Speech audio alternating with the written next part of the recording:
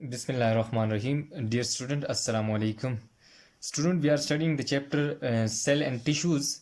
Today, the topic of our lecture is cytoplasm and endoplasmic reticulum. Before discussing this lecture, we summarize our last lecture that was cell membrane. Student last lecture के अंदर हमने cell membrane के बारे में पढ़ा था कि cell membrane क्या होती है। उससे पहले हम सेल वॉल पढ़ी थी जो कि प्लांट्स, प्रोटिस्ट, फंजाई और बैक्टीरियल सेल के अंदर होती है। उसके बाद फिर सेकंड जो है हमारे पास बाउंड्री आ जाती है, वो सेल मेम्ब्रेन आ जाती है। ये जितने भी सेल्स हैं हमारे पास उनके अंदर ये पाई जाती है। Also called plasma membrane. इसका ये बताया था कि इसको प्लाज्मा मेम्ब्रेन भी कहते हैं। Present in all cell whether it is plant cell, animal cell, fungal cell or any bacterial cell, it is present. outermost layer of protoplasm, जो प्रोटोप्लाज्म होता है उसकी आउटर लेयर होती है हमारे पास। फिर उसके बाद अगर देखा जाए जो एनिमल सेल्स और प्लांट सेल के अंदर अगर हम कंट्रास्ट करें, उनके अंदर डिफ्रेंशिएशन करें, तो जो प्लांट सेल होते हैं उनके अंदर cell wall outer most layer होती है, जबकि एनिमल के सेल के अंदर जो सेल मेम्ब्रेन होती है ये हमारे पास आउटर मोस्ट लेयर होती है। फिर उसके बाद ये भी कहा था in plant bacterial fungal and some protist cell membrane lies beneath the cell wall, कि ये जो बैक्टीरियल सेल है, प्लांट सेल है, फंगल सेल है या प्रोटिस्ट है, कोई भी सेल है, तो उसके अंदर जो सेल मेम्ब्रेन होती है ये सेल वॉल के नीचे पाई जाती है। It separate the cell content from external environment. ये क्या करती है कि जो सेल का इंटरनल कंटेंट होता है उसको बाहर के एनवायरनमेंट से जो है सेपरेट करती है, डिफ्रेंशिएट करती है। इसके बाद इसके बारे में कहा था it is selective permeable. Selective permeable का आपको मैंने बताया था कि ये कुछ चीज़ों को जो सिलेक्शन होती है, सेल की रिक्वायरमेंट होती है उसके मुताबिक ये सिलेक्शन करती है और उन चीज़ों को ये मूव अंदर जाने में हेल्प करती है, उनको अलाउ करती है कि वो अंदर जा सकें। Controls exchange of materials between cell and environment. और इसके अलावा इसका काम ये भी है कि जो एक्सचेंज ऑफ मटेरियल है उसको भी कंट्रोल कर रही है सेल और एनवायरनमेंट के दरमियान। It also enables the cell to form separate compartment for metabolic process such as photosynthesis and respiration. इसके अलावा सेल मेम्ब्रेन जो है, जो इनसाइड साइटोप्लाज्म है उसके अंदर कंपार्टमेंट बनाने में भी हेल्प करती है। और वो जो कंपार्टमेंट होते हैं वो मेटाबॉलिक प्रोसेस के लिए होते हैं, जिस तरह फोटोसिंथेसिस है या रिस्पायरेशन का प्रोसेस है, ये सारे जो है उन कंपार्टमेंट के अंदर होते हैं। तो उसको बनाने में हेल्प जो करती है ये सेल मेम्ब्रेन होती है, एनेबल करती है उसको। अच्छा, उसके बाद इसके एक और हमने पढ़ा था कि also act as a receptor site for recognising hormone, transmitters and other chemicals. ये रिसेप्टर साइट के तौर पे भी काम करती है, कुछ हार्मोन को रिकॉग्नाइज करने के लिए या न्यूरोट्रांसमीटर्स हैं उनको रिकॉग्नाइज करने के लिए, या इसके अलावा केमिकल्स हैं उनको रिकॉग्नाइज करने के लिए। फिर इसके स्ट्रक्चर की जब बात की थी कि इसका जो मॉडल था, डिफरेंट साइंटिस्ट ने डिफरेंट मॉडल पेश किए थे, लेकिन उसमें से एक दो साइंटिस्ट थे, सिंगर एंड निकोलसन। उन्होंने जो मॉडल प्रपोज किया था उसका नाम था फ्लूइड मोज़ेक मॉडल, और ये बड़ा एक्सेप्टेबल है, अभी तक जो चला आ रहा है। इसकी स्ट्रक्चर को इसके मुताबिक एक्सप्लेन किया गया है। According to this it consist of lipid bilayer. ये जो फ्लूइड मोज़ेक मॉडल था इसके मुताबिक सेल मेम्ब्रेन दो लिपिड बाइलेयर पे मुश्तमिल है, एक अपर है और एक लोअर साइड पे है। ये आउटसाइड ऑफ सेल है और ये inner side of cell. Bilayer का मतलब दो लेयर्स, एक अपर साइड पे है लिपिड की लेयर और एक लोअर साइड पे है। फिर उसके बाद in which protein molecule float which is while some stay enable in lipid bilayer embedded in lipid bilayer. कुछ जो है ये देखें ये फ्लोट हो रहे हैं, ये जिस तरह ये हमारे पास है, या ये प्रोटीन्स की बात कर रहा है, लिपिड है और ये हमारे पास प्रोटीन्स हैं। ये दो तरह के प्रोटीन हैं, ये कुछ फ्लोट कर रहे हैं, कुछ एम्बेडेड हैं, कि जो लिपिड बाइलेयर होती है उसके अंदर एम्बेड छुपे हुए होते हैं। अगर उसके बाद ये कहा कि ग्लाइको प्रोटीन जो है एक हमारे पास टर्म है, इसमें प्रोटीन के साथ लिपिड अटैच हुआ होते हैं। तो ऐसे सिचुएशन में जब हमारे पास प्रोटीन और लिपिड जो है वो एक जगह पे हों, कंबाइन हो, तो उसको हम कहते हैं ग्लाइकोप्रोटीन। और जब अगर लिपिड और कार्बोहाइड्रेट एक जगह पे हों तो उसको हम ग्लाइकोलिपिड बोलते हैं। ये जिस तरह फॉर एग्जांपल ये एक लिपिड और कार्बोहाइड्रेट की स्ट्रक्चर कंबाइन हुई है, इसको हम कहते हैं ग्लाइकोलिपिड, जबकि इधर प्रोटीन और लिपिड है हमारे पास। इसके अलावा इसके अंदर कोलेस्ट्रॉल भी होता है ये, और ये ग्लाइकोप्रोटीन लोअर साइड पे भी होता है। और इस तरह यहाँ से कोई चीज़ आती है तो ये प्रोटीन इसको हेल्प करते हैं उसको किसी भी मटेरियल को अंदर आने में, जो रिक्वायरमेंट होती है सेल की उसको अंदर लाने में हेल्प करते हैं। ये था हमारा सारा सेल मेम्ब्रेन के बारे में। और आज जो हमारा टॉपिक है साइटोप्लाज्म, क्योंकि हम यहाँ तक पहुँच गए थे कि आउटर मोस्ट सेल के बारे में हम पढ़ रहे हैं ना, तो 3 चीज़ें हमने डिस्कस कर ली है। ये देखें, अगर हमारे पास ये आउटर मोस्ट बाउंड्री है, फिर उसके बाद एक ये न्यूक्लियस पार्ट्स शुरू में मैंने आपको बताए थे, ये अगर न्यूक्लियस है हमारे पास, न्यूक्लियस है, फिर इसके अलावा ये हमारे पास सेल मेम्ब्रेन, और अगर प्लांट सेल है तो उसके बाहर सेल वॉल भी होगी। ये फॉर एग्जांपल अगर ये हमारे पास प्लांट सेल है तो इसमें सेल मेम्ब्रेन सेल वॉल भी होगी। तो ये 2 सेल मेम्ब्रेन और सेल वॉल हमने डिस्कस कर ली। अब उसके बाद नेक्स्ट रीजन जो आता है उसको डिस्कस कर, क्योंकि हम इस इनवर्ड साइड जा रहे हैं ना। सेल वॉल को डिस्कस कर लिया, सेल मेम्ब्रेन को। अब इसके बाद ये रीजन जो है सेल मेम्ब्रेन से लेकर न्यूक्लियर मेम्ब्रेन तक या न्यूक्लियस तक जितना रीजन है इसको हम बोलते हैं साइटोप्लाज्म। और जो हमारा आज का टॉपिक है वो यही है कि साइटोप्लाज्म होता क्या है और इसके अंदर क्या क्या चीज़ें हैं। ये अब इसका नंबर है, साइटोप्लाज्म को पढ़ेंगे, इसके अंदर बाकी जितने सब्सटेंसेस हैं उनको डिटेल से पढ़ के जब वो ख़त्म होंगे तो फिर लास्ट में हम न्यूक्लियस के पास जाएंगे कि न्यूक्लियस को डिस्कस करेंगे डिटेल के अंदर, क्योंकि हम स्टेप बाय स्टेप जा रहे हैं। पहले हमने सेल वॉल को डिस्कस किया, फिर हमने सेल मेम्ब्रेन को डिस्कस किया, फिर उसके बाद साइटोप्लाज्म की अब बारी है, फिर उसके बाद जो है नेक्स्ट हम साइटोप्लाज्मिक ऑर्गेनेलीज जितनी है उनको में, इसी तरह आगे हम न्यूक्लियस को डिस्कस करेंगे। ये सारा एक स्केच सब स्टार्ट में मैंने आपको बताया था जब सेल डिस्कस कर रहे थे। तो आज जो हमारा टॉपिक है वो साइटोप्लाज्म है। Cytoplasm is an aqueous substances containing a variety of cell organelles and the other substances such as insoluble waste or storage product। कहते हैं कि साइटोप्लाज्म हमारे पास एक ऐसा एक्वस सब्सटेंस है जिसके अंदर वैरायटी ऑफ सेल ऑर्गेनेल्स हैं। ऑर्गेनेल्स जो होते हैं, जिस तरह मैंने आपको बताया माइटोकॉन्ड्रिया है, जो सेल ये जो साइटोप्लाज्म होता है इसके अंदर होते हैं। फॉर एग्जांपल अगर वो माइटोकॉन्ड्रिया है, राइबोसोम है, बाकी जितने भी हैं उनको हम, जो इसके अंदर कंपार्टमेंट्स होती हैं उनको हम क्या बोलते हैं, सेल ऑर्गेनेलीज बोलते हैं। तो ये है, कहते हैं कि इसके अंदर एक ऐसा एक्वस सब्सटेंस है साइटोप्लाज्म जिसके अंदर वैरायटी ऑफ सेल ऑर्गेनेलीज हैं and other substances such as insoluble waste, कुछ ऐसा है जो उसके अंदर इनसॉल्युबल है और कुछ सॉल्युबल है, और स्टोरेज प्रोडक्ट, और इसके अलावा कुछ स्टोरेज प्रोडक्ट भी है। ये कि साइटोप्लाज्म हमारे पास एक ऐसा एक्वस सॉल्यूशन सब्सटेंस है जिसके अंदर सेल ऑर्गेनेल्स भी हैं। जिस तरह फॉर एग्जांपल ये हमारे पास माइटोकॉन्ड्रिया है, ये भी मौजूद है, इसके अलावा इनसॉल्युबल पार्ट है वो भी, और इसके अलावा कुछ स्टोरेज प्रोडक्ट भी पाई जाती हैं। तो इसको हम बोलते हैं साइटोप्लाज्म। अब साइटोप्लाज्म मौजूद कहाँ पे होता है?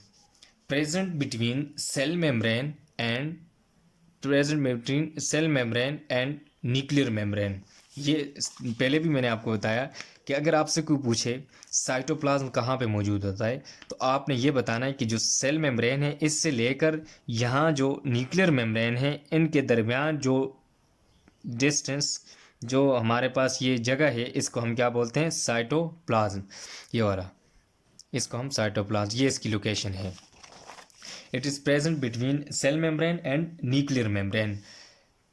फिर इसके पार्ट्स की बात करें, it consist of 2 parts. One is soluble part, एक हमारे पास सोल्युबल पार्ट आ जाता है, and second one is insoluble part. जो साइटोप्लाज्म में फर्दर आगे इसके 2 पार्ट्स हैं, एक हमारे पास सोल्युबल पार्ट आ जाता है और दूसरा इनसोल्युबल। सोल्युबल पार्ट वो होता है जो उसके अंदर सोल्यूट, जो जिसको हम कहते हैं कि सॉल्युबल है, जो उसके अंदर मतलब जिस तरह हम उर्दू में कहते हैं कि हल हो जाता है, जो उसके अंदर हल हुआ होता है। Soluble part is about 70% of water and form solution which contain all fundamental biochemicals of life. कहते हैं कि जो सॉल्युबल पार्ट है 70% जो है ये वाटर पे कंसिस्ट है एंड फॉर्म सोल्यूशन, और सोल्यूशन बना हुआ है जिसके अंदर डिफरेंट फंडामेंटल बायोकेमिकल लाइफ है, बायोकेमिकल्स हैं लाइफ के, फंडामेंटल जो हमारे पास बायोकेमिकल्स हैं वो मौजूद होते हैं इस सॉल्यूशन के अंदर, जो ये 70% ऑफ वाटर है इसके अंदर, और साथ इसके सॉल्यूशन ये बायोकेमिकल्स जितने भी हमारे पास फंडामेंटल हैं बायोकेमिकल्स हैं लाइफ के वो मौजूद होते हैं। फॉर एग्जांपल हमारे पास कार्बोहाइड्रेट है या इसके अलावा ग्लूकोज है, कोई और चीज़ ऐसी है जो उसके अंदर मौजूद हैं, तो ये सॉल्युबल पार्ट होता है जिसके अंदर 70% जो है वाटर और एक सॉल्यूशन बनाया होता है, और उसके अंदर जो है बायोकेमिकल्स होते हैं लाइफ के, कार्बोहाइड्रेट हो गया, प्रोटीन हो गए, लिपिड हो गए, या इसके अलावा और जो है ये हमारे पास बायोकेमिकल्स होते हैं लाइफ के। ये हमारे पास सॉल्युबल पार्ट था। और इसके बाद insoluble part consist of organelles. जो इनसॉल्युबल पार्ट होता है, ये देखें अगर हम साइटोप्लाज्म को देखें तो साइटोप्लाज्म ये रीजन है ना हमारे पास, इसके अंदर ये 70% वाटर और साथ जो बायोकेमिकल ऑफ लाइफ होते हैं वो मौजूद होते हैं, वो रीजन है। इसके अलावा एक और पार्ट होता है जिसको हम इनसॉल्युबल पार्ट कहते हैं, और इनसॉल्युबल पार्ट इस वाटर के अंदर सॉल्युबल नहीं होता, क्योंकि बायोकेमिकल्स तो हैं वो सॉल्युबल हैं उसके अंदर वाटर के अंदर, लेकिन ये जो इनसॉल्युबल पार्ट है ये वाला, ये इसके अंदर सॉल्युबल नहीं होता, तो इनको हम कहते हैं सेल ऑर्गेनेलिज, जो इनसॉल्युबल होते हैं साइटोप्लाज्म के अंदर जो सोल्यूशन होता है उसके अंदर। Insoluble part consist of organelles, जितनी भी ऑर्गेनेलिज है, माइटोकॉन्ड्रिया है, लाइसोसोम है, गोल्जी बॉडी है, इसके अलावा एंडोप्लाज्मिक रेटिकुलम है, ये सारी जितनी भी ऑर्गेनेल्स हैं ये इनसॉल्युबल पार्ट पे कंसिस्ट होता है हमारे पास साइटोप्लाज्म के अंदर। फिर उसके बाद अगर देखें साइटोप्लाज्म प्रोवाइड केमिकल्स, ये जो साइटोप्लाज्म होता है ये क्या इसके फंक्शंस की अगर बात की जाए तो ये केमिकल प्रोवाइड करता है, प्रोवाइड केमिकल्स। साइट कहते हैं जगह प्रोवाइड करना, कोई ऐसी जिस तरह देखें फोटोसिंथेसिस हो रही है तो वो जो है हमारे पास क्लोरोफिल के अंदर होते हैं प्लांट्स के अंदर, अगर रिस्पायरेशन है तो वो माइटोकॉन्ड्रिया और जो साइटोप्लाज्म है इनके अंदर होती है, दोनों के अंदर। तो ये एक साइट एक जगह प्रोवाइड करता है उसको। And conditions for various biochemical activities, इसके अलावा कंडीशन प्रोवाइड करता है जितनी भी बायोकेमिकल्स एक्टिविटीज़ हो रही हैं, फॉर एग्जांपल रिस्पायरेशन है, मेटाबॉलिज्म, कोई किसी किस्म की हमारे पास मेटाबॉलिज्म हो रही है तो उसको कंडीशन प्रोवाइड करना साइटोप्लाज्म का काम है। केमिकल भी प्रोवाइड करता है, साइट जगह भी प्रोवाइड करता है, और वो कंडीशंस भी प्रोवाइड करता है जिसके अंदर कोई बायोकेमिकल एक्टिविटी हो सके।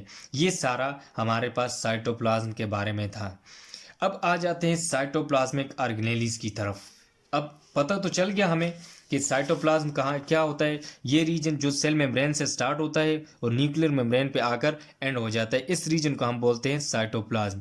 फिर साइटोप्लाज्म के हमने दो पार्ट्स पढ़े, एक होता है सॉल्युबल पार्ट और एक इनसॉल्युबल पार्ट होता है। सॉल्युबल पार्ट जो होता है हमारे पास ये वाटर 70% वाटर होता है और इसके साथ बायोकेमिकल्स होते हैं वो इसके अंदर सॉल्युबल हुए होते हैं। और इसके अलावा एक नॉन सॉल्युबल पार्ट होता है जो सेल ऑर्गेनेल्स पे कंसिस्ट होता है। फिर इसके फंक्शन की बात की कि जिस तरह ये देखें ये माइटोकॉन्ड्रिया है तो ये क्या करेगा, ये साइटोप्लाज्म के अंदर है तो ये साइट प्रोवाइड करेगा रिस्पायरेशन को। उसके अलावा साइटोप्लाज्म कंडीशन भी प्रोवाइड करेगा, जितनी भी बायोकेमिकल्स एक्टिविटीज़ हैं या मेटाबॉलिक प्रोसेस हो रहे हैं उसको कंडीशन प्रोवाइड करना। फिर उसके अलावा ये केमिकल्स भी प्रोवाइड करता है। ये इसके फंक्शंस थे। अब आ जाते हैं साइटोप्लाज्मिक ऑर्गेनेलिज की तरफ कि साइटोप्लाज्म के अंदर कौन कौन सी ऑर्गेनेलिज पाई जाती हैं। तो सबसे पहले देखते हैं endoplasmic reticulum, system of membranes found throughout the cells. जो एंडोप्लाज्मिक रेटिकुलम है ये एक मेम्ब्रेन्स जो लेयर्स होती है ना मेम्ब्रेन्स, उनका एक सिस्टम है जो थ्रू आउट सेल जो है पाया जाता है। Membranes form a series of sheet which enclose flattened sex called cisternae. ये जो मेम्ब्रेन्स होती हैं ये मिल के एक सीरीज एक शीट, जो शीट होती है ना जिस तरह शीट्स आप देखें तो उस तरह की वो शीट्स बना देती हैं जो इनक्लोज कर देती है जितने भी हमारे पास सेक्स स्ट्रक्चर होती हैं, फ्लैट सेक्स जो स्ट्रक्चर जैसे थैली नमाज होती है, जिस तरह आप एल्वियोलाई देखा है आपने कभी डायग्राम में देखा होगा या कहीं आपने देखा होगा, ये जो हमारे उसके अंदर होता है लंग्स के अंदर एल्वियोलाई, तो उस तरह की जो स्ट्रक्चर उसको हम सैक लाइक स्ट्रक्चर कहते हैं, थैली नमा। और उसको ये इन्होंने क्या इनक्लोज किया होता है, और उस स्ट्रक्चर को हम सिस्टर्नी बोलते हैं। इसकी मेम्ब्रेन को हम सिस्टर्नी बोलते हैं, इस स्ट्रक्चर को हम सिस्टर्नी बोलते हैं। ये हमारे पास एंडोप्लाज्मिक रेटिकुलम जो एक मेम्ब्रेन का सिस्टम है जो थ्रू आउट सेल फैला हुआ है, और इसके अंदर जो है सीरीज मेम्ब्रेन जो होती हैं वो एक सीरीज बना देती हैं और मिल के शीट बना देती हैं, और वो शीट क्या करती है कि इनक्लोज कर देती है जितनी भी फ्लैटेंड सैक लाइक स्ट्रक्चर है, और इसको हम सिस्टर्नी बोलते हैं। फिर अगर फंक्शन की बात की जाए इस एंडोप्लाज्मिक रेटिकुलम की, तो इसका बेसिक फंक्शन होता है टू ट्रांसपोर्ट मटेरियल। जितने मटेरियल है उसको सेल के अंदर ट्रांसपोर्ट करना, एक जगह से दूसरी जगह ट्रांसपोर्ट करना। इसका एक और फंक्शन भी है जब हम टाइप्स आगे पढ़ेंगे, क्योंकि इसकी टाइप्स अगर जनरली कोई पूछे आपसे तो एंडोप्लाज्मिक ये प्रोटीन सिंथेसिस और लिपिड मेटाबॉलिज्म, लेकिन वो आगे जब हम इसकी टाइप पढ़ते हैं तो उसमें स्पेसिफाई कर देते हैं कि कौन सा एंडोप्लाज्मिक रेटिकुलम कौन सा फंक्शन परफॉर्म करता है। अब इसकी टाइप्स हैं हमारे पास, दो तरह की टाइप्स हैं। एक को हम बोलते हैं स्मूथ एंडोप्लाज्मिक रेटिकुलम SER, और दूसरी जो है rough endoplasmic reticulum RER। Smooth endoplasmic जो होती है it is non granular as the ribosomes are not attached to its surface. ये जो होती है नॉन ग्रेनुलर होती है, ग्रेनुलर कहते हैं दाने नमा के, जो उसकी स्ट्रक्चर जो सरफेस होती है ना, यानी कि ग्रेनुलर ये दानेदार नहीं होती, क्योंकि इसके ऊपर राइबोसोम्स अटैच नहीं होते इसकी सरफेस के ऊपर। या आपकी बुक में आप ये करेक्शन कर लें, क्योंकि इधर बुक जो मेरे पास है इसके अंदर इस बुक वाले ने लिखा हुआ it is non granular as the ribosomes are attach. ये आर अटैच नहीं है, are not attach to its surface. अगर वो अटैच होता तो फिर तो ये हमारे पास नॉन ग्रेनुलर नहीं होती, फिर ये ग्रेनुलर होती है हमारे पास स्ट्रक्चर। तो ये आप अपनी बुक में, अगर आपकी बुक में नहीं लिखा हुआ तो आप इधर नॉट लिख लें। It is non granular as the ribosomes are not attached to its surface. ये दानेदार जिस तरह कोई स्ट्रक्चर हो, क्योंकि उभरी हुई स्ट्रक्चर, तो ये उस तरह की नहीं है, बल्कि ये फ्लैट है, स्मूथ है, क्योंकि इसके ऊपर राइबोसोम्स इसकी सरफेस पे मौजूद नहीं है। तो इसको हम बोलते हैं स्मूथ एंडोप्लाज्मिक रेटिकुलम।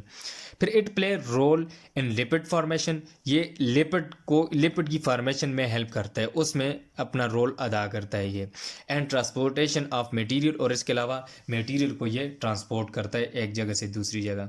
फिर जो दूसरा रफ एंडोप्लाज्मिक रेटिकुलम है तो वो जो है ग्रेनुलर है। अब देखें ये ग्रेनुलर है because ribosomes are attached to it, क्योंकि इसके जो सरफेस होती है इसके ऊपर राइबोसोम्स मौजूद होते हैं। फॉर एग्जांपल ये अगर सरफेस है ना, देखें ये, तो इसके ऊपर ये राइबोसोम्स होंगे, ये राइबोसोम्स, तो ये फिर ग्रेनुलर स्ट्रक्चर आ जाएगी हमारे पास। देखें यहाँ से ऊपर फिर नीचे, ऊपर नीचे, इस तरह की स्ट्रक्चर।